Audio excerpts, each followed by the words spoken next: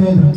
கர்த்தர் ஆசீர்வதிப்பாராக. இன்றைய நாளில் தேவன் அவருடைய சமூகத்தில் நின்று நம்ம திரும்பவும் ஒவ்வொரு முறையும் கர்த்தர் நமக்கு பலத்தை ஆரோக்கியத்தை சுகத்தை கர்த்தர் கட்டளையிடுகிறார். பலவீனங்களை மாற்றி விடுகிறார். அவருடைய சமூகத்தில் கர்த்தர் நம்மளை வைத்திருப்பது அவருடைய சொந்த கிருபை. அல்லேலூயா. அழைக்கப்பட்டவர்கள் அநேகம், தெரிந்து கொள்ளப்பட்டவர்கள் ஒரு சிலர் பிரகாரம் இந்த நாளில் நம்மை தெரிந்து கொண்டு அவருடைய சமூகத்தில் ஆராதிக்க துதிக்க ஜெபிக்க கர்த்தர் வைத்திருக்கிறார். அல்லேலூயா. இன்றைய நாள் என்னங்க, நமக்கு குருத்தோலை ஞாயிறு. ஆமென். இன்றைய நாட்களில் ஒரு சில இடங்களில் இன்னும் விசேஷமா சிறப்பாக வந்து இந்த ஆராதனைகளை வந்துட்டு தொழுது கொள்றாங்க. இந்த என்ன விசேஷம் இந்த குருத்தோலை ஞாயிறுல எதற்காக ஜெபிக்கணும் அப்படின்னு நம்ம இதை பெருசா கொண்டாடுறதுனால ஓலை மட்டும் கொண்டு வந்து இங்க வச்சுட்டோம். அது என்னன்றது தெரியல. செலவு பண்ணி ஒரு சிலர் கையில பிடிச்சுக்குவாங்க. பாடல் பாடும் பொழுது கையில எடுத்து பாடுவாங்க. அதனால போகும்போது ஒரு ஓலை மட்டும் பிச்சு நீங்க கையில் காட்டினா கூட போதும், அப்படியே பாடிக்கலாம். ஏன்னா அந்த காலத்துல சிலுவையில செஞ்செல்லாம் பண்ணல. இந்த பாலஸ்தீன நாட்டுல பாம் ட்ரீன்னு சொல்லக்கூடிய அந்த பேரிச்சை மர வகைகள் நிறைய இருந்தது. இந்த பனை மர வகையை சேர்ந்த மரங்கள் நிறைய இருந்தது. இயேசு சிலுவையில் அடிக்கப்படுவதற்கு ஒரு வாரத்துக்கு முன்பாக எருசலேம்ல ஆண்டவர் பவனி வரணும்னு சொல்லி ஆண்டவர் தீர்மானித்திருந்தார். அப்படி வரும்பொழுது என்னாச்சுன்னு பார்த்தீங்கன்னா, அங்க இருந்தவர்கள் அந்த ஓலைகளை பிடித்து கழுதி குட்டியின் மேல் வருகிறவருக்கு ஓசனான்னு ஒரு பாட்டு பாடினாங்க. அல்லேலூயா. அதனுடைய நினைவாக குருத்தோலை ஞாயிறுங்கிறத ஒவ்வொருவரும் ஒவ்வொரு மாதிரி பொழுது கொள்றாங்க. குருத்தோலை ஞாயிறுல அன்றைய நாள் ஒரு ஆட்டுக்குட்டி அடிக்கப்படுவதற்காக தெரிந்து கொள்ளப்பட்டது. அதுதான் ஆண்டவராகிய இயேசு கிறிஸ்து. அவர் நமக்கு கரெக்டா அதுல இருந்து ஒரு வாரம் கழிச்சு அவர் அடிக்கப்பட போகிறார். நமக்காக ரத்தம் சிந்த போகிறார். அதனுடைய ஞாபகமாகத்தான் இந்த குருத்தோலை ஞாயிறு நம்ம கொண்டாடுறோம். அவர் நமக்காக ஜீவனை விட போகிறார் அப்படிங்கிறது அது ஒரு மிகப்பெரிய விஷயமா இருந்தாலும், அன்றைய நாட்கள்ல தேவன் செய்த அற்புதத்துக்காக எல்லா ஓலைகளை எடுத்து பாடிக்கிட்டு வர்றாங்க. இது எருசலேம்ல இந்த விஷயம் நடக்குது. அல்லேலூயா. இதை முன்னிட்டு தான் ஒவ்வொரு இடங்கள்ல ஒவ்வொரு கதைகளை முன்வைத்து இந்த குருத்தோலை ஞாயிறு கொண்டாடுறாங்க. நம்ம இந்த நாள்ல கவனிக்க வேண்டிய ஒரு சில காரியங்கள் இருக்குது. அதை இந்த நாள்ல படிக்கலாம். மத்தேயு 21வது அதிகாரம் 4வது வசனத்திலிருந்து 5வது வசனம் வரைக்கும் வசனம். இதோ உன் ராஜா சாந்த குணமுள்ளவராய் கழுதையின் மேலும் கழுதை குட்டியாகிய மரியின் மேலும் ஏறிக்கொண்டு உன்னிடத்தில் வருகிறார் என்று சீயோன் குமாரத்திக்கு சொல்லுங்கள் என்று தீர்க்கதரிசியினால் உரைக்கப்பட்டது நிறைவேறும்படி இதெல்லாம் நடக்கும். ஆமென். அல்லேலூயா. ஆண்டவர் எப்படி வருகிறார்னு பாத்தீங்கன்னா, இந்த அதிகாரத்துல 1வது வசனத்திலிருந்து 11வது வசனம் வரைக்கும் சொல்லப்படுகிறது. ஆண்டவர் எப்படி வந்தார் அப்படிங்கும் பொழுது ஒரு கழுதையை வந்துட்டு செலக்ட் பண்றாரு. அந்த கழுதை மேல அவர் ஏறி வருகிறார். அந்த வார்த்தைகள் சொல்லப்படுகிறது, உன்னுடைய ராஜா கழுதையின் மேல் ஏறி வருகிறார்னு சொல்லப்படுகிறது. இந்த அதிகாரங்கள் நிறைய இடங்கள்ல குறிக்கப்பட்டிருக்குது. அதை தொடர்ந்து நம்ம கீழே வாசிக்கும் போது அந்த வசனங்கள் உங்களுக்கு தெரியும். 9வது வசனத்திலிருந்து 11வது வசனம் வரைக்கும் வாசிக்கும். முன் நடப்பாரும் பின் நடப்பாரும் ஆகிய திரளான ஜனங்கள் தாவீதின் குமாரனுக்கு ஓசன்னா, கர்த்தரின் நாமத்தினாலே வருகிறவர் ஸ்தோத்திரிக்கப்பட்டவர், உன்னதத்திலே ஓசன்னா என்று சொல்லி ஆர்ப்பரித்தார்கள். அவர் எருசலேமுக்குள் பிரவேசிக்கையில் நகரத்தார் யாவரும் ஆச்சரியப்பட்டு இவர் யார் என்று விசாரித்தார்கள். அதற்கு ஜனங்கள், இவர் கலிலேயாவில் உள்ள நசரேத்திலிருந்து வந்த தீர்க்கதரிசியாகிய இயேசு என்றார். ஆமென். அல்லேலூயா. இயேசுதான் கழுதையின் மேல வந்தாரு, கழுதையின் மேல பவனி வந்தார் அப்படிங்கிறதுக்கு ஒரு தெளிவான ஆதாரத்தை இந்த வேதாந்தத்துல கொடுக்கப்பட்டிருக்கு. எதுக்காக இதை கூட தெளிவா சொல்றாங்க அப்படின்னு பாத்தீங்கன்னா, பழைய ஏற்பாட்டு காலத்திலேயும் நிறைய இடங்கள்ல சொல்லப்பட்டிருக்கிறது, மேசியா வருவார், அவர் கழுதையின் மேல பவனி வருவார்னு சொல்லி. இயேசுங்கிறவர் யூதர்களின் ராஜா, கிறிஸ்தவர்களின் ராஜா, அநேக அற்புதங்களை செய்தவர், மரித்தவர்களை உயிரோடு எழுப்பினார், நிறைய அற்புதங்களை செய்துட்டு தான் இது கடைசி ஒரு வாக்குன்னு சொல்லலாம். ஆண்டவர் மக்கள் முன்னாடி வருகிற ஒரு நடைப்பயணம். இதற்கு மக்கள் எல்லாம் பயங்கரமான வரவேற்பு கொடுக்குறாங்க. நிறைய பேர் ஓலைகளை வைத்து ஆடுறாங்க, நிறைய பேர் ஓசன்னான்னு பாடுறாங்க. அப்படி வருகிறது ஏன் கழுதையின் மேல வரணும், எதுக்கு கழுதைய தேர்ந்தெடுக்கணும் அப்படின்னு பார்த்தா, அந்த வார்த்தையின் பிரகாரமே அந்த 4வது வசனம் வாசிங்க. இதோ உன் ராஜா சாந்த குணமுள்ளவராய் கழுதையின் மேலும் கழுதை குட்டியாகிய ஆமென் உன்னிடத்தில் வருகிறார் என்று சீயோன் குமாரத்திக்கு சொல்லுங்கள் என்று. உன்னிடத்தில் வருகிறார். அல்லேலூயா. அப்ப அவர் தாழ்மையும் சொரூபமா தன்னை காட்டுவதற்காக அவர் கழுதையின் மேல வருகிறார் சொல்லப்படுகிறது. ஒரு ராஜா வரணும்னா எப்படி வருவாருங்க? அந்த காலத்துல இருந்த ஒரு பெரிய தேர், தங்க தேர்ல வருவாங்க. சாலமன் ராஜா கூட பாத்தீங்கன்னா அவருடைய பலிபீடத்துல அந்த 12 படிக்கட்டுலயும் ஒவ்வொரு மூளைக்கும் சிங்க வச்சிருந்தாராமா. சிங்க வச்சு 24 சிங்க வச்சிருக்கிற ஒரு சிம்மாசனத்துல தான் உட்கார்ந்துருந்தாரு. அல்லேலூயா. அப்ப நம்ம இயேசுராஜா வரணும்னா எப்படி வந்திருக்கணுங்க? அவர் அப்படி பவனி வந்திருக்கணும்.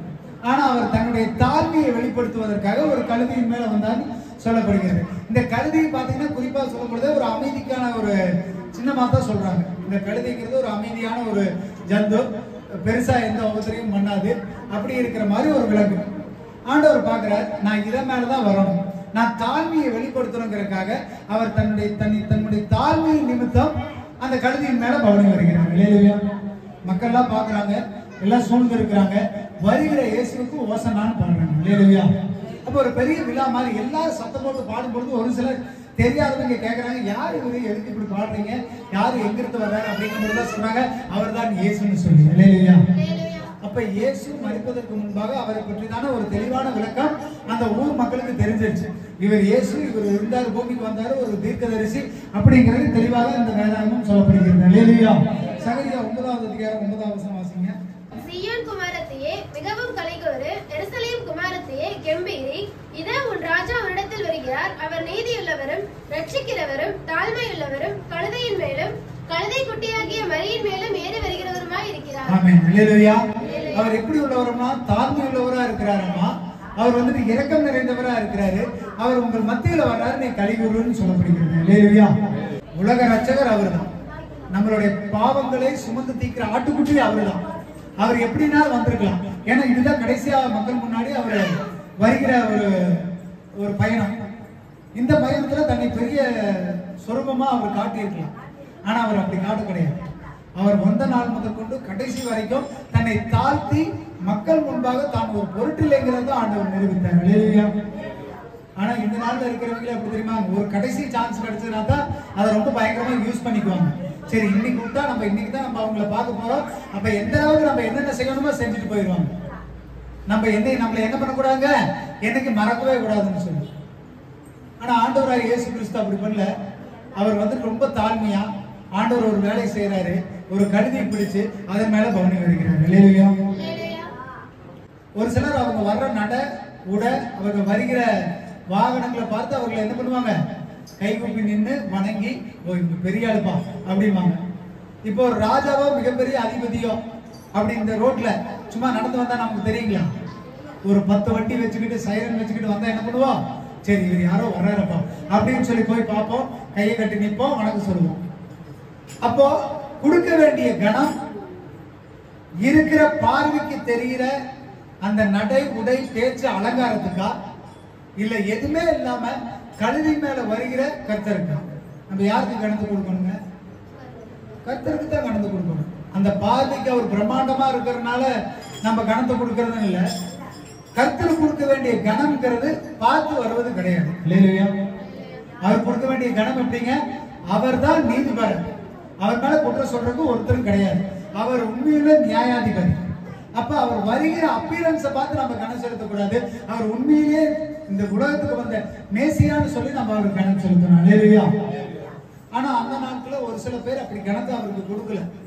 ஒரு சிலர் சாதாரண மனுஷன் நினைச்சாங்க, ஒரு சிலர் தீர்க்கதரிசின்னு சொன்னாங்க, ஒரு சிலர் ரட்சகர்னு சொன்னாங்க. அவர் கிறிஸ்துன்னு தெரியாதனாலே ஒரு சிலர் என்ன பண்ணிட்டாங்க, இவர் தேவதூஷணம் சொல்றான்னு சொல்லி அவளை சிறுவையில் அறையுவதற்கு ஏதுவாய் அவர்கள் செய்தார்கள். இந்த நாள் நம்ம தெரிஞ்சு கொள்ள வேண்டியது, அவர் ஏழ்மையே உருவா தயவே உருவா வந்தவருக்கு நம்ம எவ்வளவு தூரம் கனம் செலுத்தணும். அவர் நான் தாழ்மையா உருவா இருக்கிறேன், நான் இறக்கவே உருவா இருக்கிறேன்னு ஆண்டவர் சொன்ன ஆண்டவர் என்னை கனம் செலுத்துகிறீங்களா கேள்வியா ஆண்டவர் கேட்கிறார். மல்கியா 1வது அதிகாரம் 6வது வசனம் வாசிங்க. குமாரன் தன் பிதாவையும் ஊழியக்காரன் தன் எஜமானனையும் கனம் பண்ணுகிறார்களே, நான் பிதாவானால் என் கனம் எங்கே, நான் எஜமானனானால் எனக்கு பயப்படும் பயம் எங்கே என்று சேனைகளின் கர்த்தர் தமது நாமத்தை அசட்டை பண்ணுகிற ஆசாரியர்களாகிய உங்களை கேட்கிறார். அல்லேலூயா. ஒரு எஜமான பார்த்து ஊழியக்காரன் பயப்படுறான், ஒரு அப்பாவை பார்த்து புள்ள பயப்படுறான். அப்ப நான் எஜமானானா எனக்கு கொடுக்க வேண்டிய பயம் எங்கே, நான் பிதாவானாலும் எனக்கு பயப்படுகிற பயம் எங்கேன்னு கேட்கிறேன். ஆண்டவர் ஏழ்மையை உருவாக்கி கொண்டிருக்கிறார் அப்படிங்கிறக்கா அவருக்கு கொடுக்கிற கணத்தை நம்ம கொடுக்காம போக முடியாது. அவர் அப்பீரன்ஸ்க்கு வந்துட்டு சிம்பிளா இருக்கிறார் அப்படிங்கிறதுக்காக அவர் கொடுக்குற மரியாதையை நம்ம கொடுக்காம இருக்கக்கூடாது. கணம்னா என்னங்க, ஒரு மரியாதை இல்லைங்களா? யாராவது வெளியிருந்து வர்றாங்க, உயர் அதிகாரிகள் வர்றாங்க, பெரியவங்க வர்றாங்கன்னா என்ன பண்றாங்க, சின்ன சின்ன விஷயம் எழுந்து நிற்கிறோம், இல்லைன்னா அவர்களுக்கு வந்துட்டு கை கொடுக்குறோம், இல்லைன்னா அவங்களுக்கு வந்துட்டு சால்வை போடுவாங்க. இதெல்லாம் என்னங்க ஒரு விதமான மரியாதை. இந்த மரியாதை கணம் எங்கன்னு ஆண்டவர் கேட்கிறாரு. அல்லேலூயா. அப்ப ஆண்டவரே கேட்கிறாரு, எனக்கு கொடுக்குற மரியாதை நீங்க கொடுக்குறீங்களா, எனக்கு கொடுக்குற கணத்தை நீங்க கொடுக்குறீங்களா அப்படின்னு கேட்கிறாரு ஆண்டவர். அப்போ ஒரு பெற்றவங்களுக்கு மக மரியாதை கொடுக்க தெரியுது, ஒரு எஜமானுக்கு ஊழியக்கார மரியாதை கொடுக்க தெரியுது, ஏன் எனக்கு கொடுக்க மாட்டீங்கன்னு ஆண்டவர் கேட்கிறாரு. அல்லேலூயா. எப்படி ஆண்டவர் கொடுக்கிறது, ஆண்டவருக்கு எப்படி மரியாதை செலுத்துறது, ஆண்டவருக்கு எப்படி கனம் செலுத்துறது சொல்லுங்க. ஆண்டவருக்கு எப்படி கனம் செலுத்துவீங்க? நன்றி சொல்லணும், சோத்திரம் சொல்லணும், ஜெபிக்கணும், அவருக்கு கொடுக்கிற கற்பனை கட்டளைகளை கை கொள்வதுதான் அவருக்கு செலுத்த வேண்டிய கனம். அப்ப ஆண்டவருக்கு செலுத்துற கணத்தை நம்ம செலுத்துகிறோமா? யோவான் 5வது அதிகாரம் 23வது வசனம் வாசிங்க. குமாரனை கனம் பண்ணாதவன் அவரை அனுப்பின பிதாவையும் கனம் பண்ணாதவனாய் இருக்கிறான். ஆமென். அல்லேலூயா.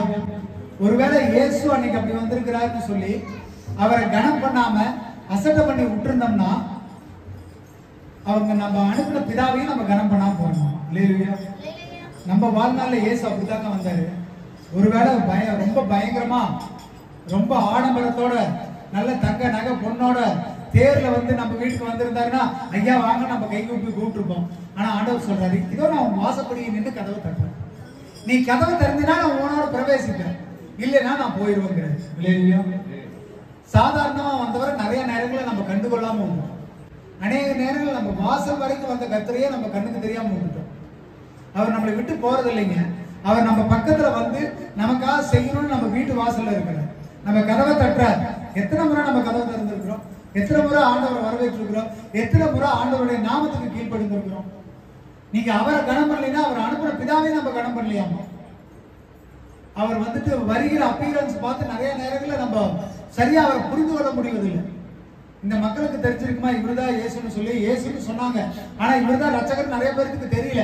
ஏன்னா அவர் வந்து அப்பீரன்ஸ் அப்படி நிறைய நேரங்களில் கண் பார்வைக்கு நம்ம பார்க்க சிறப்பா இருந்தா தான் அது பெருசுன்னு நினைச்சுக்கிறோம். ஆனா அது கிடையாது. ஆண்டவர் அந்த பார்வை எண்ணங்களை மாற்றுகிறவர். அவர் முதல்ல உங்களுடைய எண்ணங்களை மாற்றுங்க, உங்களுடைய பார்வைகளை மாற்றுங்க, உங்களுடைய சிந்தனைகளை மாற்றுங்க. ஆண்டவர் எப்பொழுதும் நம்ம நினைக்கிற மாதிரி அவர் வர்றதில்லை.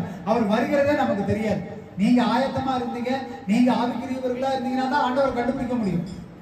அப்பதான் அவருக்கு கனம் செலுத்த முடியும். அல்லேலூயா. ஆண்டவருக்கு செலுத்துகிற கனம் எங்கே அப்படின்னு சொல்லி ஆண்டவர் கேட்கிறார்.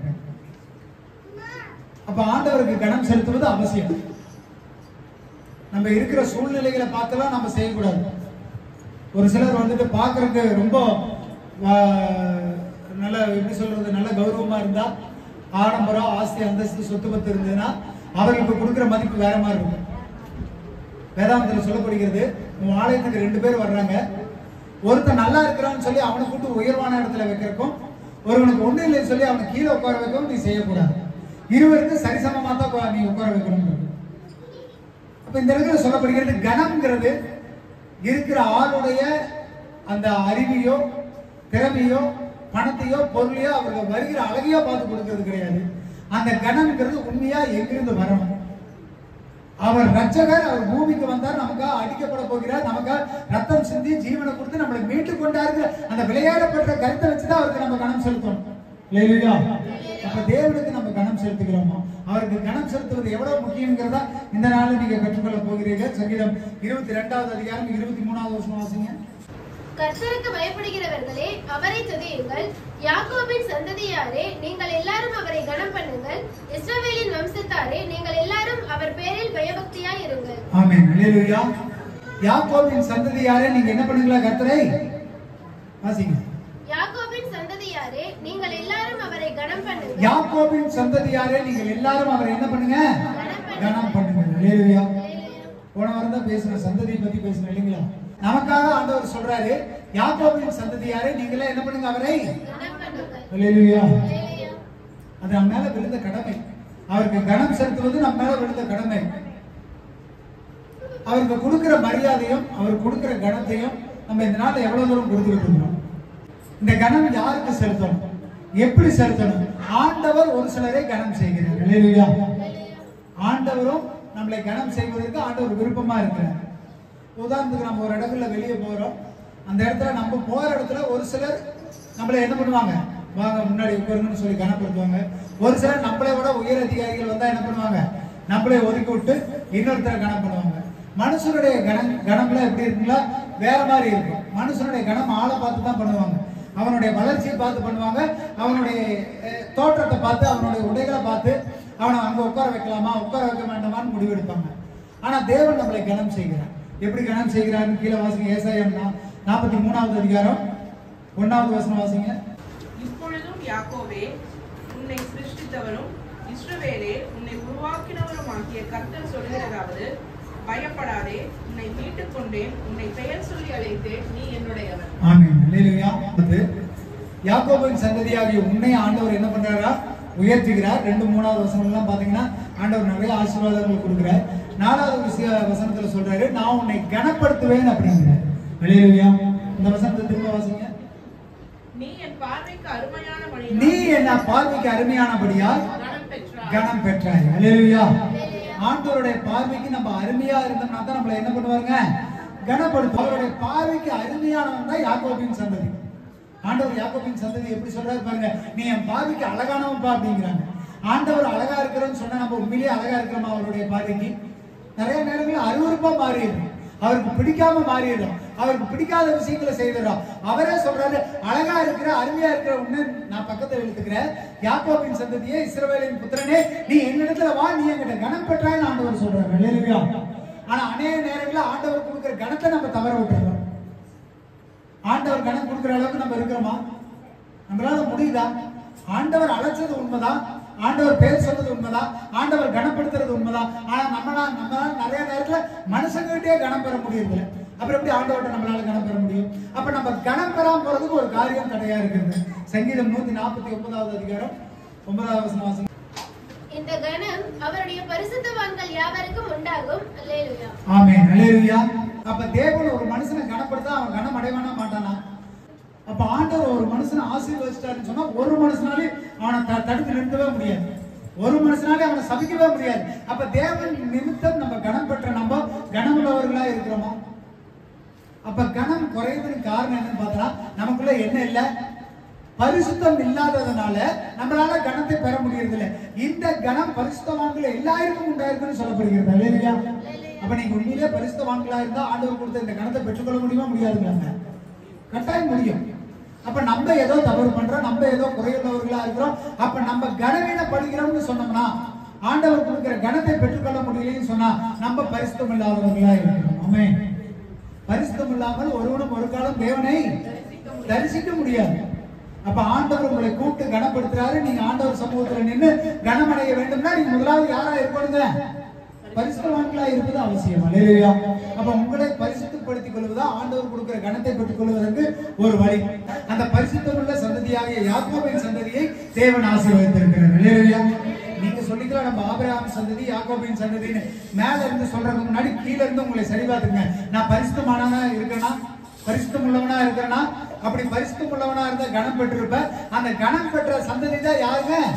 யாக்கோபின் சந்ததின்னு சொல்லி. அல்லேலூயா. தேவன் நம்மளுடைய தாயின் கருவில உருவாக்கும் பொழுதே நம்மளுடைய பரிசுத்தம் உள்ள ஜாதியாகவும் சொந்த ஜனமாகவும் நம்மளை ஏற்றுக்கொண்டார். ஆனா நம்ம பரிசுத்தம் உள்ள ஜாதியா இருந்து ஆண்டவருடைய கனம் பெறுவது மிகவும் அவசியமா இருக்குது. அல்லேலூயா. தேவன் நம்மை கனப்படுத்துகிறார். அல்லேலூயா. நாம் கர்த்தரை கனப்படுத்துகிறோமா?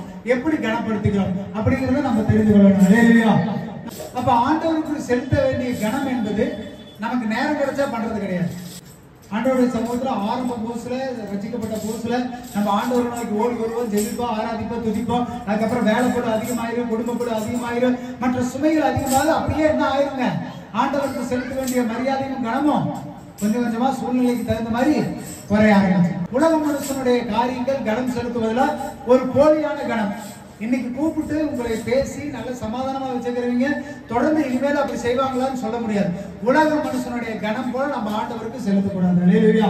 வேதாந்தத்துல ஒரு நல்ல அடையாளம் கொடுக்கப்பட்டிருக்கிறது. எடுத்து வாசிங்க. என்ன 22வது அதிகாரம் 36வது வசனத்திலிருந்து வாசிங்க.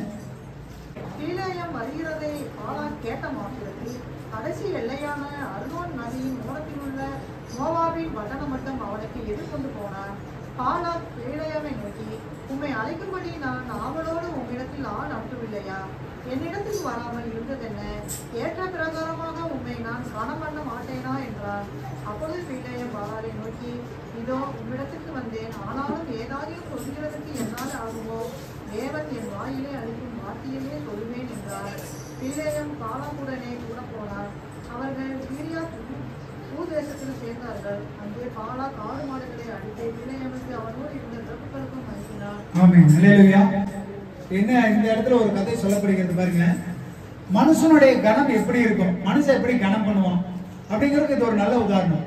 பீலேயாம் தீர்க்கதரிசி பாலாக் ராஜா என்ன பண்றாருன்னா, இஸ்ரவேல் ஜனங்கள் வந்துட்டாங்க, அவர்கள் நீங்க சபிக்கணும், ஏன்னா அவங்க வந்து அவங்களை மேற்கொள்ள எங்களால முடியாது. அப்ப பீலேயாம் வந்துட்டாரு. இவர் ராஜா சொல்லப்படுகிறது முதல் வசனத்துல 36வது வசனத்துல சொல்லும் பொழுது, பீலேயாம் தீர்க்கதரிசி அங்க வரும் பொழுது வாசல் வரைக்கும் ஓடி போய் அவரை கூட்டிட்டு வர்றாராமா. வாங்க, நீங்க உங்களுக்காக எதிர்பார்த்திருந்தேன், நீங்க நான் என்னுடைய ஊழியர்களை எல்லாம் அனுப்பும் பொழுது நீங்க வந்தது எனக்கு ரொம்ப சந்தோஷம், நான் உங்களை கனப்படுத்தி நான் உங்களை அனுப்புவேன் அப்படின்னு சொல்லிட்டு அவர் வந்ததுக்கு அப்புறம் என்ன பண்ணாங்களோ, ஆடு மாடு மிருக ஜீவன்ல வெட்டி பயங்கரமா விருந்து படைக்கிறாரு. காரணம் என்ன தெரியுங்களா? பீலேயாம் போய் இஸ்ரவேல் ஜனங்களை என்ன பண்ண போறாரு, சபிக்க போறாருன்னு சொல்லி. ஆனா அந்த 23வது அதிகாரம் 24வது அதிகாரம் வாசிங்கன்னா தெரியும், 3 முறை வந்துட்டு இஸ்ரவேல் ஜனங்கள் முன்னாடி பீலேயாம் போறாரு, பலி செலுத்துறாரு, ஆண்டவர்கிட்ட கேட்கிறாரு, அவரால் சபிக்கவே முடியும். கடைசியில என்ன நடக்குதுன்னு பாத்தீங்கன்னா, அவர் 3 முறை ஆசீர்வதிச்சிடுறாரு. இப்படி ஆசீர்வதிக்கும் போது பாலாக்கு பயங்கரமான கோபம் வந்துருது. 24வது அதிகாரத்துல எடுத்து வாசிங்க. 24வது அதிகாரத்துல 10வது வசனம் 11வது வசனம் வாசிங்க. அப்பொழுது பாலாக் பீலேயாமின் மேல் கோபம் மூண்டவனாகி கையோட கை தட்டி பீலேயாமை நோக்கி, என் சத்துருக்களை சபிக்க உன்னை அழைத்தனுப்பினேன், நீயோ இந்த 3 முறையும் அவர்களை ஆசீர்வதிக்கவே ஆசீர்வதித்தாய். ஆகையால் இடத்துக்கு ஓடிப்போ, உன்னை மிகவும் கனப்படுவேன் என்றேன். ஆமென். அல்லேலூயா. இந்த இடத்துல என்ன நடக்குது பாருங்க. வாசல் வரைக்கும் போய் வரவேற்றவரு இப்ப 3 முறை ஆசீர்வதிச்சனால இப்ப பயங்கர கோபமா சொல்றாரு, நீ மரியாதையா என்ன பண்ணிரு, ஓடி போயிரு அப்படிங்கிற. அல்லேலூயா. மனுஷனுடைய கணம் என்னைக்குமே நிலைக்காதுங்க. உங்களுக்கு தேவைன்னா உங்களை கூப்பிட்டு கணம் பண்ணுவாங்க, நீங்க அந்த இடத்துல இருக்கணும்னு நினைப்பாங்க. உங்களுடைய வேலை முடிஞ்சிருச்சுன்னு சொன்னா அதுக்கு மேல உங்களை அந்த இடத்துல வச்சிருக்கவே மாட்டாங்க. ஒருவேளை உங்களால அந்த வேலை நடக்கலைன்னா உங்களை தள்ளி இன்னொருத்தர் கூட்டு வரங்க உங்களுக்கு ரொம்ப நேரம் ஆகும். ஆனா ஆண்டவர் ஒரே வார்த்தையில சொன்னாரு, யாக்கோபின் சந்ததியாக உன்னை நான் என்ன பண்ணுவேன், கனப்படுத்துவேன், ஆசீர்வதிப்பேன். அவர் சொன்ன வாக்கு ஒரு நாள் பையன். நீங்க எந்த சூழ்நிலையில இருந்தாலும் எந்த நிலைமையில இருந்தாலும் ஆண்டவர் சொன்ன வாக்குத்தத்தத்தின் பிரகாரம் கனப்படுத்தியே தீர்வார். உலக மனுஷன் கணத்துக்கு ஓடாதீங்க. ஆண்டவர் கனப்படுத்தினார்னா கனம் உங்களை தானே தேடி வரும். அல்லேலூயா. இப்போ பீலேயாமுக்கும் பாலாக்குக்கும் பயங்கர வாக்குவாதமே உண்டாயிருச்சு. பயங்கர கோபப்பட்டு என்ன பண்றாரு, கை தட்டிட்டு பாலாக் சொல்றாரு, நீ இப்படி பண்ணிட்டியா, இனி மரியாதையா ஓடி போய் நான் உன்னை அப்படியே உயிரோட விட்டுறேன்னு சொல்லி. அல்லேலூயா. மனுஷனுடைய கணம் வேற மாதிரி இருக்கு. மனுஷன் இன்னைக்கு பிடிச்சிருந்தா கணம் செலுத்துவான், இல்லைன்னா செலுத்த மாட்டான். ஆனா நம்ம எப்படி கணம் செலுத்துறோம்? ஆண்டவர்கிட்ட நீங்க இன்னும் இப்படிதான் கணம் செலுத்திக்கிட்டு இருக்கிறீங்களா? நீங்க யோசிச்சு பாருங்க.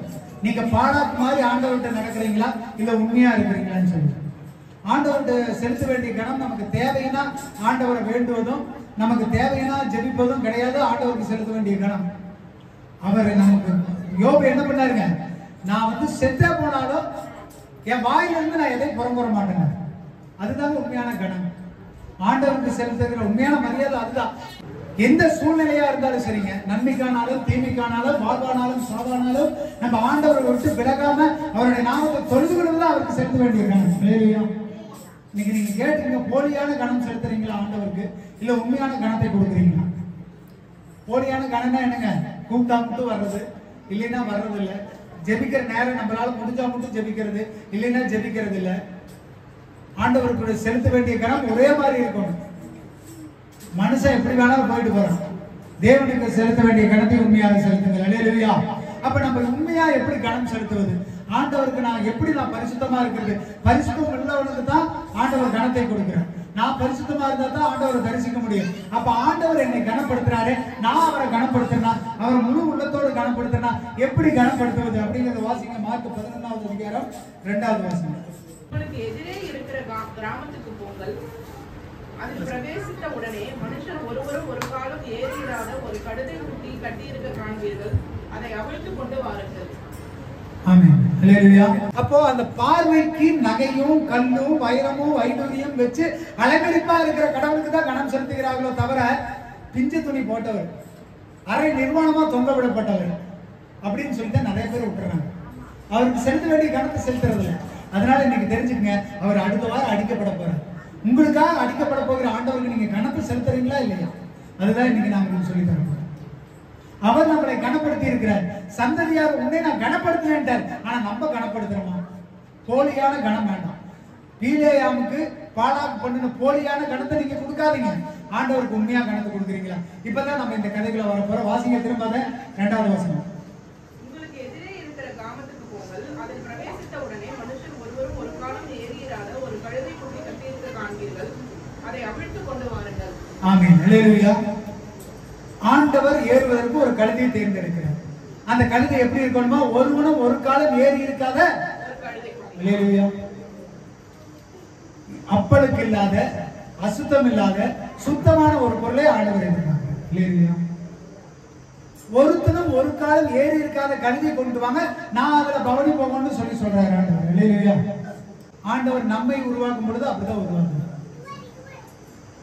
தாயின் கர்ப்பத்துல உருவாக்கும் போது நமக்கு தப்புனா எதுன்னு தெரியாது, தீமைனா எதுன்னு தெரியாது, பொய்னா எதுன்னு தெரியாது, களவனா எதுன்னு தெரியாத, இதுவரைக்கும் களவு செய்யப்படாத, தவறே நினைக்காத ஒரு கழுதியா தான் நம்ம உருவானோம். இல்லையா? இந்த இடத்துல கழுதிங்கிறது யாருங்க? அப்பதான் அந்த கழுதியா. இல்லையா? அப்ப ஆண்டவர் சொல்றாரு, நான் இதுவரைக்கும் ஏறி இருக்காத ஒரு கழுதியை கொண்டு வா, நான் அதுல பிரயாணம் பண்ணணும்னு சொல்றாரு. இல்லையா? அந்த கழுதை எங்க நின்றுச்சுக்கலாமா? 4வது வசனம் வாசிங்க. அவர்கள் போய் வெளியே இருவழி சந்தியில் ஒரு வாசல் அருகே கட்டியிருந்த அந்த குட்டியை கண்டு அதை அவிழ்த்தார்கள். ஆமென். அல்லேலூயா. அந்த கழுதை எங்க கட்டப்பட்டிருக்கிறதாமா? 2 வழி போய் சந்தியில வந்துட்டு, அதாவது அந்த ஒரு ஜங்ஷன்ல அது நிக்குது. இது எதற்கு ஆண்டவர் அழகா சொல்றாரு பாருங்க. பொதுவான ஒரு இடத்துல கட்டப்பட்டிருக்கிறது. 2 வழி பாதை அது. ஒண்ணு, நீ உலகத்துக்காக ஓடி போக போறியா? ஒண்ணு, அந்த கழுதை என்ன பண்ணிருக்கோங்க? கல்லுலயோ, முள்ளுலயோ, மேட்டுலயோ, வெயிலையும் பொதி சுமக்க போகும். ஒண்ணு. அப்படி இல்லையா, அந்த கழுதை ஆண்டவர் கூப்பிடான்னு அவர் வழியை நம்பி போகும். இப்ப முதலாவது ஆண்டவர் கை போட்டு உங்களை கூப்பிட்டு, நீ என்ன பண்ண? இது வரைக்கும் நீ பாவம் பண்ணல, இது வரைக்கும் தப்பு பண்ணல, நீ முழுகி ரட்சிக்கப்பட்டு ஞானஸ்நானம் எடுத்து நீ ஏன் வேணா வந்த, நீ எங்கிட்ட வந்துரு அப்படின்னு அந்த கழுதையை கூப்பிடுற. இப்ப அந்த கழுதை ஒத்துக்கிட்டு கட்டவிழ்க்கப்பட்டு அர்ப்பணிச்சு ஆண்டவர்கிட்ட வந்துன்னா அதோட வாழ்க்கை மாறும். கீழ் வசனம் சொல்லப்படுகிறது. 7வது வசனம் வாசிங்க. 7, 8, 9 வசனம். குட்டியை இயேசுவினிடத்தில் கொண்டு வந்து அதன் மேல் தங்கள் வஸ்திரங்களை போட்டார்கள். ஆமென். அல்லேலூயா. அந்த கழுதையை கூட்டிட்டு வந்து அதனால என்னத்தை போட்டாங்களா? வஸ்திரங்களை போட்டார்கள். ஆண்டவர் ஏறுவது. ஒருவேளை அது அந்த வழியா வராம, இயேசுடைய வழியா வராம வேற வழியில் போயிருந்தா அந்த முதுகுல என்ன தேத்தி இருப்பாங்க? பொதி சுமக்க ஏத்தி இருப்பாங்க. ஆண்டவர் உங்களை கூப்பிட்டுக்கிட்டாருங்க. ஆண்டவர் உங்களை அழைச்சுக்கிட்டாருங்க. நீ என் பக்கத்துல வாழ்ந்தாருங்க. நீங்க ஆண்டவர் பக்கத்துல போனீங்கன்னா உங்க மேல ரத்தன கம்பளங்களை போட்டு ஆண்டவர் அவர் மேல பவனி செய்வாங்க. அப்படி ஒருவேளை இல்ல நான் வரலன்னு சொல்லி நீங்க வந்துட்டு மொட்டக்கடி பண்ணி அந்த எடுத்துட்டு போனீங்கன்னா அந்த கழுதைக்கு என்ன கிடைக்குங்க? வேற யாராவது கொண்டு போய் கழுதையை நடு வீட்டுல உட்கார வச்சு பவுடர் அடிச்சு பொட்டு வச்சு அதை நல்லா சீவி சிங்காரிச்சு தூக்கி முன்னாடி வச்சிருப்பாங்க. என்ன பண்ணுவாங்க? அந்த கழுதைய வெயிட் தூக்கு போட்டுருவாங்க. ஆண்டவர் உங்களை அப்படி அனுமதிக்க விரும்பல. ஆண்டவர் நீங்க கஷ்டப்படவும் விரும்பல. ஆண்டவர் உங்களை கூப்பிடுறாரு, நீ வந்துரு. இல்லையா? நீ பரிசுத்தப்பட்டுட்ட, நீ சுத்தப்பட்டுட்ட. இப்ப 2 வழி சந்தல் நிக்கிற. ஒண்ணு உனக்கு உலகமா இல்ல நானா? நீங்க தீர்மானிச்சுக்கணும். இன்னைக்கு ஆண்டவர் கூப்பிடுறாரு, உங்க மேல பவனி செல்வம்னு விரும்புறாரு. நீங்க உலகத்து பக்கம் போகணும்னு நினைக்கிறீங்களா இல்ல ஆண்டவர் பக்கம் வரணும்னு நினைக்கிறீங்களா? ஆண்டவர் பக்கம் வந்தீங்கன்னா என்ன நடக்கும்? 8வது வசனம் வாசிங்க. அநேகர் தங்கள் வஸ்திரங்களை வழியிலே விரித்தார்கள். வேறு சிலர் மரக்கிளைகளை தரித்து வழியிலே பரப்பினார்கள். முன் நடப்பாரும் பின் நடப்பாரும் ஒசன்னா கர்த்தரின் நாமத்தினாலே வருகிறவர் ஸ்தோத்திரிக்கப்பட்டவர். ஆமென். 2 விஷயம் செய்யலாம். ஒண்ணு, நீங்க உலகத்தோட ஓடலாம், உலகத்து வேலையை செய்யலாம், சொந்த பந்தங்களை பார்க்கலாம், ஆண்டவரையே பார்க்காம நீங்க போயிட்டு இருக்கலாம். 2வது, ஆண்டவரே நான் என்னை அர்ப்பணிக்கிறேன் ஆண்டவரே அப்படின்னு அவர்கிட்ட கொடுத்து அவர் உங்க மேல பவனி செல்வதற்கு நீங்க ஆயத்தமாகலாம். எதை நீங்க செய்ய போறீங்க? ஆண்டவர்கிட்ட நீங்கள் அர்ப்பணிக்க வேண்டியது மிகவும் அவசியம். அல்லேலூயா. ஆண்டவர் நம்மளை கனப்படுத்தணும்னு சொன்னா, ஆண்டவரை நம்ம கனம் பண்ணுகிறோம்னு சொன்னோம்னா அவருக்கு முதலாவது அர்ப்பணிக்க வேண்டும். அல்லேலூயா. நம்மை அர்ப்பணிக்க வேண்டும். அந்த கழுதை அர்ப்பணிச்சதுனாலதான் ஆண்டவருடைய சமூகத்துக்கு நேரம் போச்சு. இதுவரைக்கும் யாருமே ஏற்றிடாத கழுதை அதை எதற்கு வேணா எடுத்துட்டு போயிருக்கலாம். ஆனா ஆண்டவருடைய சமூகத்துக்கு கூட்டு வந்தோன்னா அதுக்கு மேல கம்பளத்தை போடுறாங்க, பெட்ஷீட்டை போடுறாங்க, வழி நெடுவ கம்பளத்தை போட்டு ஆண்டவருடைய சமூகத்தில் அது முன்னாடி சென்று கொண்டிருக்கிறது. அல்லேலூயா. நீங்க என்ன செய்ய போறீங்க? ஆண்டவருடைய சமூகத்துல வந்தீங்கன்னா அவர் அந்த பிரஸ்தாபப்படுத்துகிற மாதிரி நடந்தீங்கன்னா உலகத்தின் மத்தியில அந்த கழுதைக்கு கனம் கிடைத்தது. அல்லேலூயா. இல்லைன்னா அந்த கழுதைக்கு தனியா கழுதை வந்துச்சுன்னா கீழே எல்லாம் விரிச்சு போட்டு நல்லா அந்த கழுதையை கூட்டிட்டு வருவாங்களா? என்ன பண்ணுவாங்க? கல்லுல அடிச்சு துரத்தி விட்டுருவாங்க. நீங்க கல்லுல அடிபடாம நல்ல ராஜசிங்கம் மாதிரி கழுத குதிரை மாதிரி வரணும்னா அது எவ்வளவு பெரிய விஷயம். அந்த கழுதை வந்துச்சு. காரணம் என்ன தெரியுங்களா? கர்த்தர் அந்த கழுதையின் மேல இருந்தார். அல்லேலூயா. அனாதையா நின்ற கழுதைக்கு தேவன் அந்தஸ்தை கொடுத்தார். அல்லேலூயா. சொல்லுங்க, உங்க கரங்களை உங்க நெஞ்சில வச்சு சொல்லுங்க. அனாதையாய் நின்ற எனக்கு அந்தஸ்தை கொடுத்தார். அனாதையாய் நின்ற எனக்கு அந்தஸ்தை கொடுத்தார். அல்லேலூயா. அந்த கழுதை சும்மா நின்றுட்டு இருந்ததுங்க. அதுக்கு அந்தஸ்து யார் மூலியமா வந்தது? ஆண்டவர் மூலியமா தான் வந்தது. ஒருவேளை வேற வந்துட்டு போயிருந்தா, நம்ம சொந்த பந்தம் கூப்பிடுறான், என் நண்பர் கூப்பிடுறான், என் உற்றார் கூப்பிடுறா, வாடா போடான்னு அன்னைக்கு ஒரு நாள் அவுத்துட்டு போயிருந்தா அந்த கழுதையோட வாழ்க்கை முடிஞ்சிருக்கு. காலை ஃபுல்லா கீழே குமிச்சுக்கிட்டு என்ன பண்ணிருக்கோனுங்க? பொதுதா சுமந்துருக்கோம். ஆனா இன்னைக்கு என்ன பண்ணுது? நல்லா தலையை நிமித்தி என் ராஜா மேல உட்கார்ந்திருக்கிறார் அப்படின்னு கம்பீரமா போயிட்டு இருக்கு. அல்லேலூயா. நீங்க தேர்ந்தெடுக்கிற வழி எப்பேற்பட்ட வழின்னு நீங்களே முடிவு பண்ணி. தேவன் உங்களை அழைச்சது உண்மைதான். யாக்கோபின் சந்ததியா உங்களை கனம் கொடுத்தது உண்மைதான். அத ஒரு எல்லளவு கூட மாற்றம் கிடையாது. நீங்க பரிசுத்தப்படுத்திக்கிட்டா அந்த கணத்தை பெறுவீர்கள். அல்லேலூயா. அப்ப கணம்ங்கிறது சாதாரணமா வரப்போறது இல்ல. அந்த கணம் வருவதற்கு முதல் படி உங்களுடைய அர்ப்பணிப்பு. அல்லேலூயா. ஆண்டவருடைய சமூகத்துல நீங்க உங்களை அர்ப்பணிச்சுன்னு சொன்னீங்கன்னா ஆண்டவரே உங்களை உயர்த்துவார்கள். இப்ப நீங்க பொதுவா அந்த பூமியில வாழ்க்கிற வாழ்க்கையில இது சாதாரணமா உங்களுடைய பூமிக்குரிய வாழ்க்கையை தான் குறிக்குது. ஆண்டவர் உங்களை கனப்படுத்தணும்னு சொன்னா, இந்த பூமிக்குரிய வாழ்க்கையில நீங்க கனம் பெறணும்னு சொன்னா நீங்க ஆண்டவரை கனப்படுத்துறீங்களா? நீங்க அர்ப்பணிப்பு எந்த அளவுக்கு இருக்குது? ஆண்டவருடைய வேலைக்கு நீங்க அர்ப்பணிச்சா தான் நீங்க கனமடைவீர்கள். ஆண்டவருடைய வேலைக்கு அர்ப்பணிக்காம போனீங்கன்னா நீங்க கனமடையவே மாட்டீங்க. அப்ப உலகத்துல உங்களுக்கு கனம் வேணும் அப்படின்னா ஆண்டவருடைய சமூகத்துல நீங்க பரிசுத்தமா இருக்கிறீங்களா? ஆண்டவருக்கு கொடுக்க வேண்டிய கனத்தை கொடுக்குறீங்களா? அப்பொழுதுதான் நீங்களும் கனமடைவீர்கள். அல்லேலூயா. அப்போ கனம்ங்கிறது எப்படி வருது அப்படின்னா ஆண்டவர் இருந்தா மட்டும்தாங்க வரும். சாதாரண மனுஷன் நமக்குள்ள கனம் வராது. படிச்சிருந்தாலும் சொத்து பத்து இருந்தாலும் ஆஸ்தி அந்தஸ்து இருந்தாலும் முன்னாடி பேசுவாங்க, பின்னாடி தூண்டிட்டு போயிருவாங்க. ஆனா உண்மையிலே உங்களுக்கு ஆண்டவர் இருந்தா, தேவனுடைய ரசம் இருந்தா, தேவனுடைய ஜீவன் இருந்தா நீங்க கனமடைவீர்கள். அல்லேலூயா. அப்ப அர்ப்பணிப்பு தேவனுக்கு முன்பாக அவசியமான ஒரு விஷயம். அல்லேலூயா. ஆண்டவருக்கு நீங்க அர்ப்பணிச்சிருக்கிறீங்களா? அந்த கழுதை அர்ப்பணிச்சு கட்டமைக்கப்பட்டதுனாலதான் ஆண்டவர் பவனி செல்ல ஆயத்தமாச்சு. ஆண்டவருடைய நாமம் மகிமைப்பட்டுச்சு. அந்த கழுதைக்கு அந்த நாள்ல ஒரு மகத்துவம் இல்லைன்னா ஒண்ணும் இல்லாம தான் இருந்திருக்கோம். நம்ம வாழ்க்கை அநேக நேரங்கள் அப்படித்தாங்க இருக்குது. குழம்பு போய் இருக்கிறோம். உலகமும் இருக்கு, இயேசு இருக்கிறார். நான் எதை தெரிந்து கொள்றேங்கிறது நிறைய நேரத்துல நமக்கு குழப்பம். உலகத்தை பார்த்து ஓடுறதுக்கு தான் நம்ம பிரயாசப்படுறோம். ஆனா ஆண்டவர் சொல்றார் என் பக்கத்துல, ஆண்டவர்கிட்ட போனவங்க யாருமே கனமடையாம போறதே இல்லை. கழுதை ரொம்ப அற்பமான ஜந்து, ரொம்ப வந்துட்டு ஏளனமான ஜந்து. அப்பேற்பட்ட கழுதைக்கு ஆண்டவர் ஒரு அந்தஸ்தை கொடுத்தார். அல்லேலூயா. இப்ப நாமளும் உண்மையிலே விளையாட பெற்றவர்கள். ஆமென். அப்ப நமக்கு ஆண்டவர் கனப்படுத்தி வைப்பது அதிக நிச்சயம். அப்ப அர்ப்பணிப்புங்கிறது ஆண்டவர்கிட்ட முதலாவது கொடுக்குறீங்களா? அந்த அர்ப்பணிப்பு தான் உங்களை உயர்த்தும். இரண்டாவது வாசிங்க, சங்கீதம் 22வது அதிகாரம் 23வது வசனம் வாசிங்க. கர்த்தருக்கு பயப்படுகிறவர்களே அவரை துதியுங்கள். யாக்கோபின் சந்ததியாரே நீங்கள் எல்லாரும் அவரை கனம் பண்ணுங்கள். இஸ்ரவேலின் வம்சத்தாரே நீங்கள் எல்லாரும் அவர் பேரில் பயபக்தியாய் இருங்கள். ஆமென். அல்லேலூயா. யாக்கோபின் சந்ததியா உன்னை நான் கனப்படுத்துவேன்னு சொன்ன கர்த்தர் நீங்களே என்ன பண்ணணும்னு சொல்லிக்கிறார் நம்மளையா? நீங்க கனம் பண்ணுங்கன்னு தான் ஆண்டவர் சொல்லிக்கிறார். ஏசாயா 43வது அதிகாரம் 21வது வசனம் வாசிங்க. இந்த ஜனத்தை எனக்கென்று ஏற்படுத்தினேன், இவர்கள் என் துதியை சொல்லி வருவார்கள். ஆமென். அல்லேலூயா. இந்த ஜனத்தை எனக்குன்னு ஏற்படுத்தின எந்த ஜனங்க? யாக்கோபின் சந்ததியாக நம்மை அவருக்காக ஏற்படுத்தினார். இந்த ஜனங்கள் என்ன பண்ணணுமாமா? அவருடைய துதியை சொல்லி வர வேண்டும். அல்லேலூயா. அப்ப நம்மளுடைய முக்கியமான விழுந்த கடமை என்ன தெரியுங்களா? அவருடைய நாமத்தை சொல்லுவது, அவருடைய நாமத்தை துதிப்பதுதான் நம்மளுடைய முக்கியமான கடமை. அதற்காக தான் நம்மளை உருவாக்கினார். கீழ் வசனம் வாசிங்க.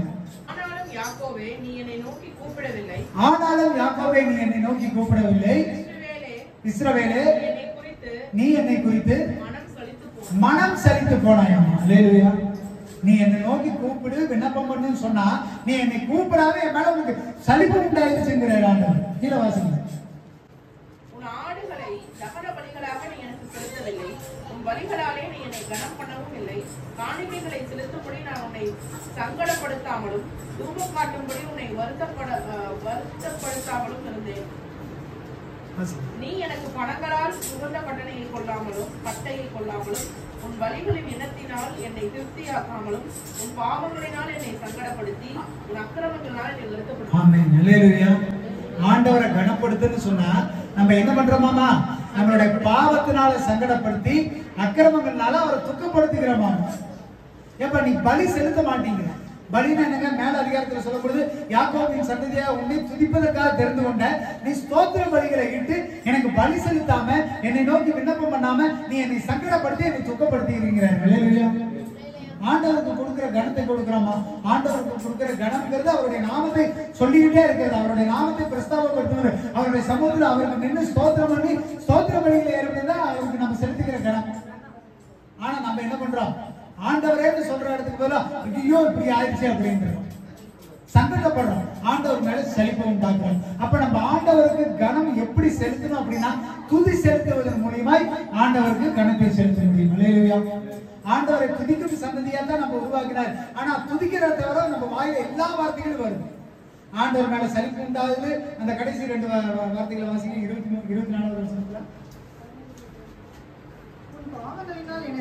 உன் பாவங்களினால் என்னை நீ சங்கடப்படுத்தி உன் அக்கிரமங்களினால் என்னை வருத்தப்படுத்துகிறாய். அல்லேலூயா. சங்கடத்தை வருத்தத்தை ஆண்டவருக்கு நம்ம கொடுக்குறோங்க. நம்மை கனப்படுத்தணும்னு நினைக்கிறவங்க நம்ம மீதி வைக்கிறதுல என்ன தெரியுங்களா? அவரை சங்கடப்படுத்துறது, அவரை வருத்தப்பட வைக்கிறது தான். நம்மளால வேற எதுவுமே செய்ய முடியல. காரணம் என்ன தெரியுமா?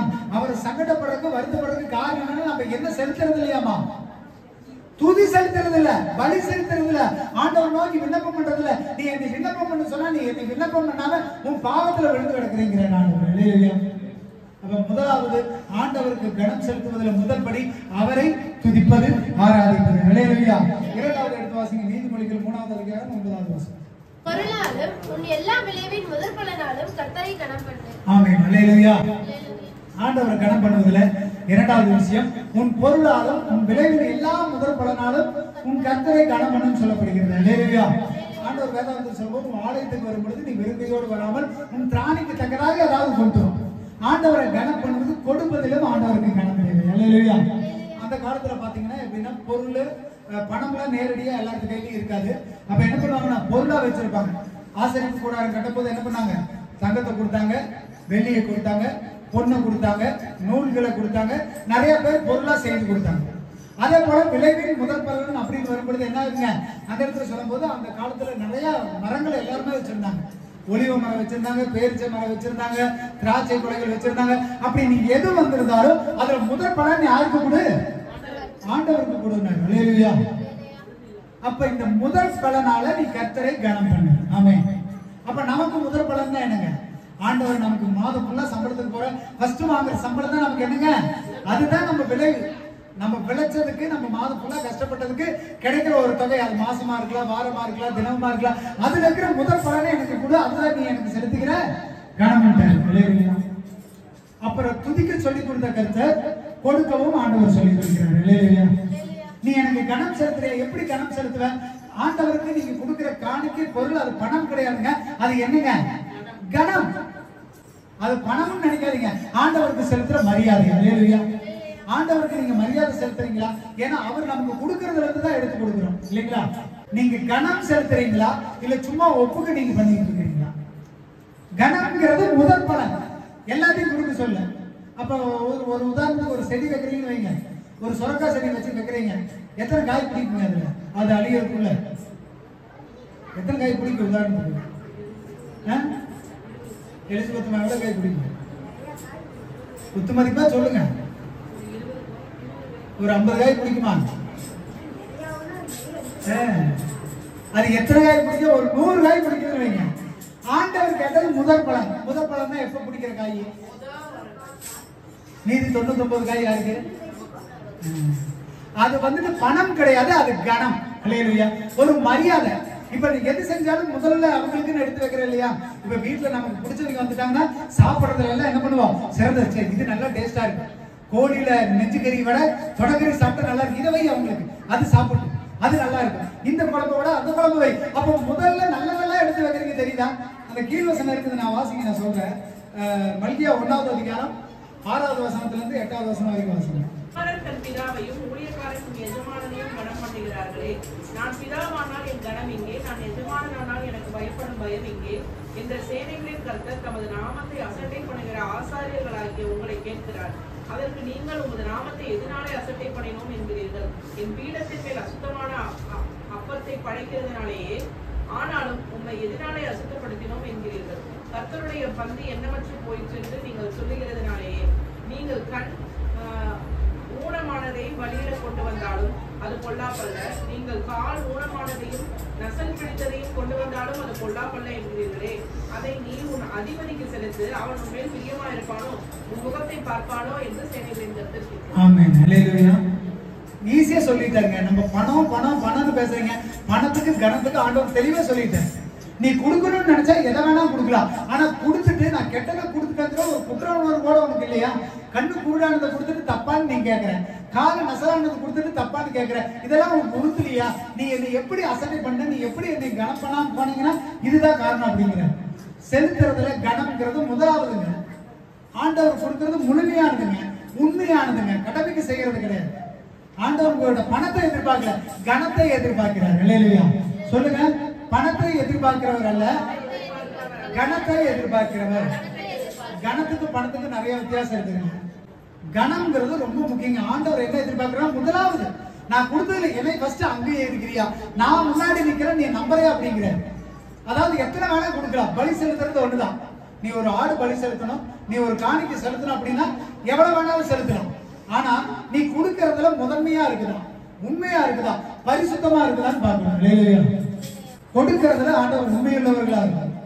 ஆண்டவர் தெளிவா சொல்லிட்டார், வரைமுறை எழுதி வச்சிட்டார். 10ல் 1 முதல் பலன் எனக்குட்டார். ஆனா அதை முழுசா கொடுக்குறோமா? நம்ம கனப்படுத்துறது வேறங்க, பணம் கொடுக்கறது வேறங்க.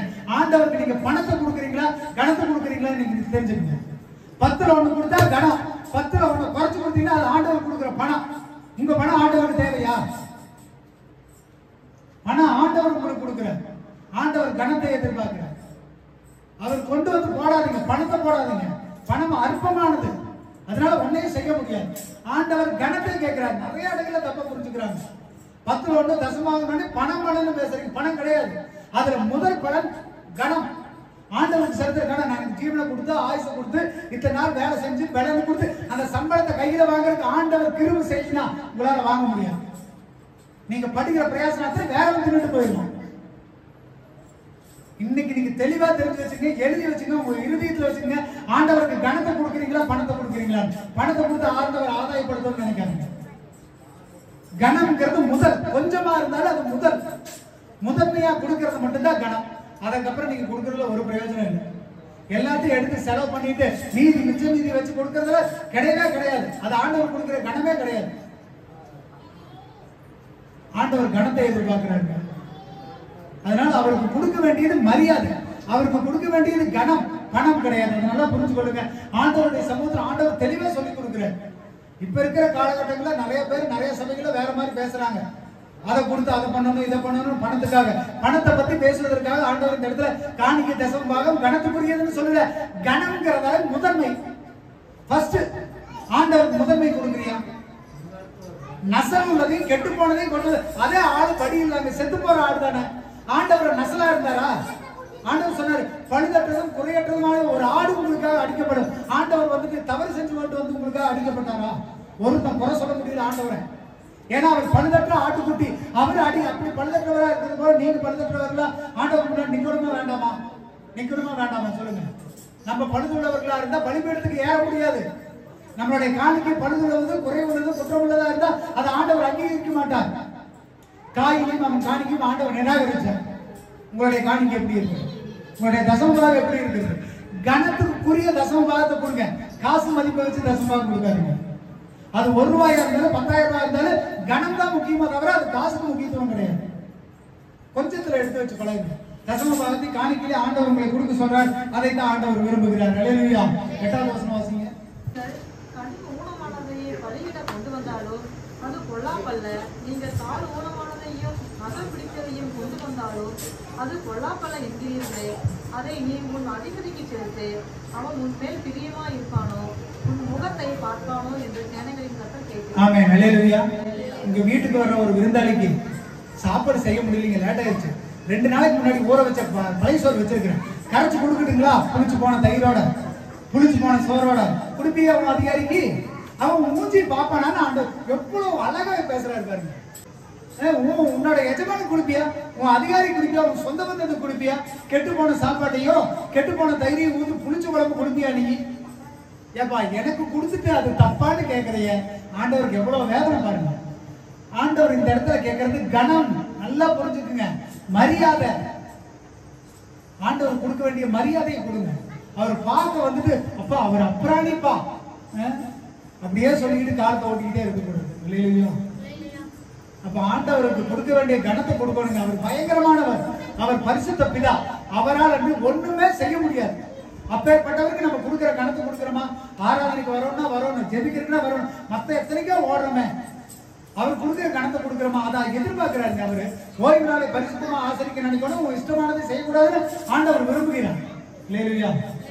அப்ப கடைசி ஆகாத என்ன பண்றது தெரியுங்களா? நிறைய நேரங்களில் நம்மளுடைய சூழ்நிலைகளை மாத்திக்கிறோம். சூழ்நிலைகள் மாறி போகும் பொழுது ஆண்டவர் கொடுக்குற கணத்தை கொடுக்கறது இல்லை. உதாரணத்துக்கு பாத்தீங்கன்னா ஒரு பெரிய கல்யாண வீடு, நல்லா பந்தி 7 மணிக்கு ஆரம்பிக்குது. ஆரம்பத்துல என்ன பண்ணுவாங்க? தட்டு நிறைய பிரியாணி போட்டால் நல்ல கறி பீஸோட பிரியாணி போட்டு தயிர் பச்சடி எப்படி வைப்பாங்க? நல்ல கெட்டியா கல்லாட்ட வைப்பாங்க, நல்லா சாப்பிடுவேன். டைம் ஆகிட்டே இருக்குது, 8 மணி ஆகுது, 9 மணி ஆகுது, 10 மணிக்கு சாப்பிட வந்தா அந்த இடத்துல என்ன இருக்கும்? வெறும் பிரியாணி இருக்கும், சுரண்டி போட்டா தீஞ்சு போன பிரியாணி இருக்கும், கறி இருக்காது. தயிர் என்னவா மாறிடுங்க? மோரா மாறிடு, தண்ணியா மாறிடு. அநேக நேரங்கள்ல நம்ம கணம் எப்படி தெரியுமா இருக்குதுங்களா? மாசத்துல முத நாள் மட்டும், முத வாரம் ஞாயிற்றுக்கிழமை மட்டும் அப்படியே வந்துடுறது.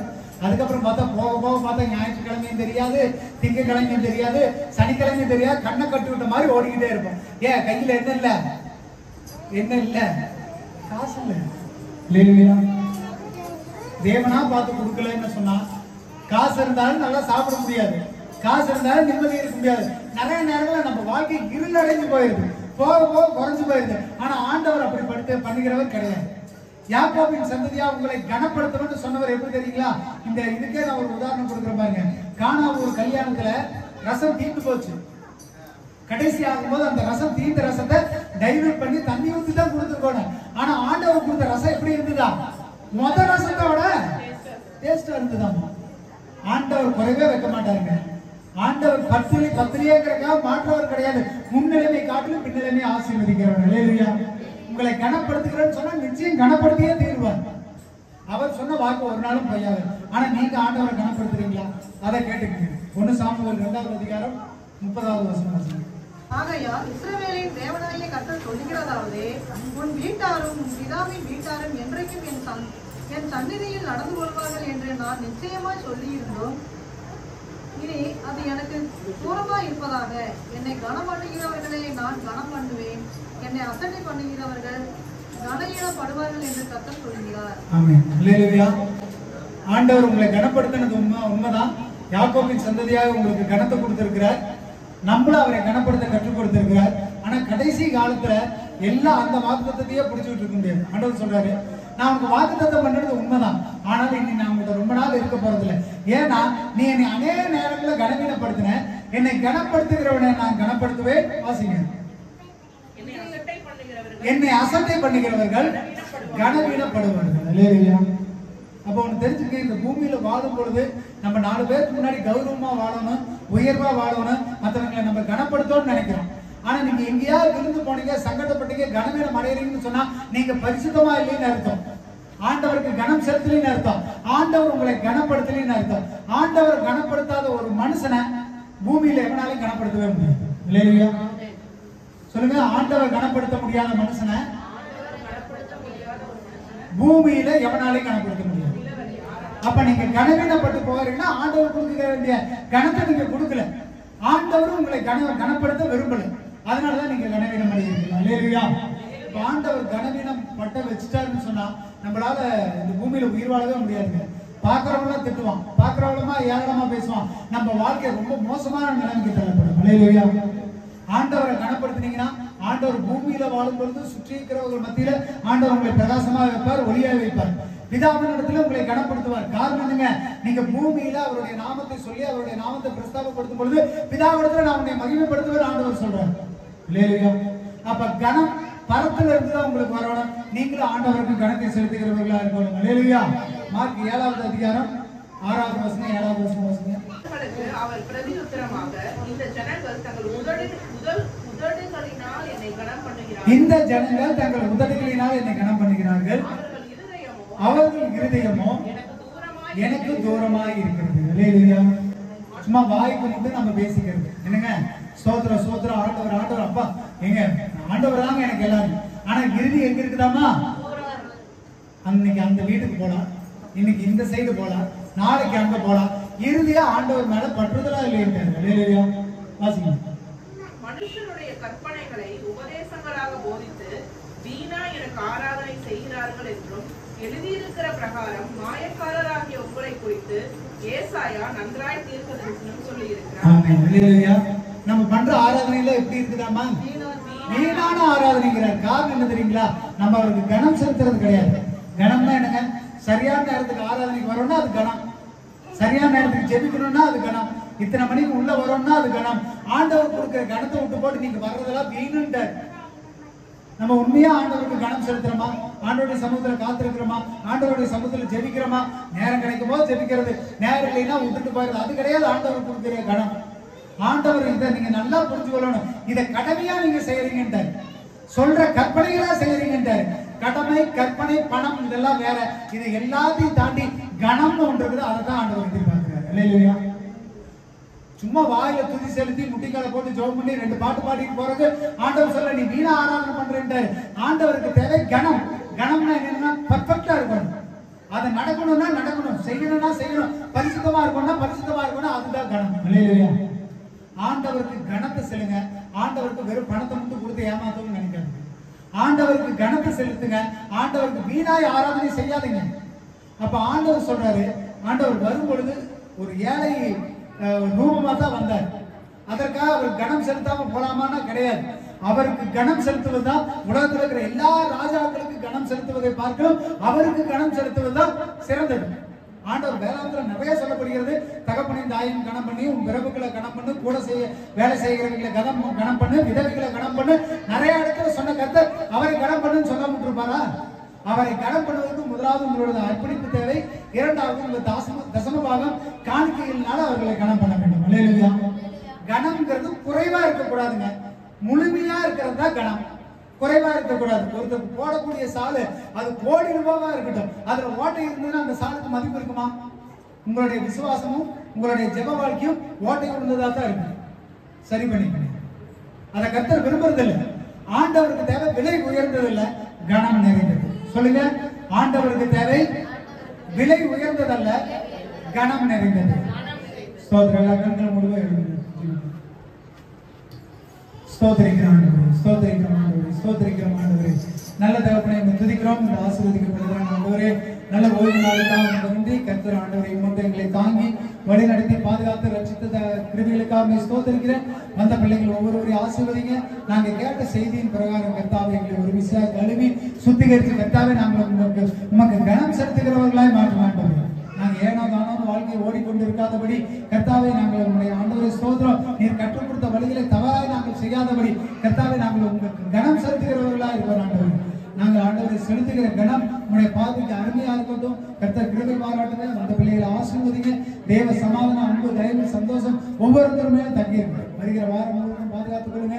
இந்த நாசமோசம் தீமைகள் ஏற்படாதபடி கர்த்தருடைய கரம் வழி நடத்தட்டும். கர்த்தர் பெரிய காரியங்களை செய்து வழி நடத்துங்க. ஆசீர்வதிங்க. பொறுப்பு இயேசுவின் மூலம் ஜெபிக்கிறோம் நல்ல பிதாவே. ஆமென். அல்லேலூயா, அல்லேலூயா, அல்லேலூயா.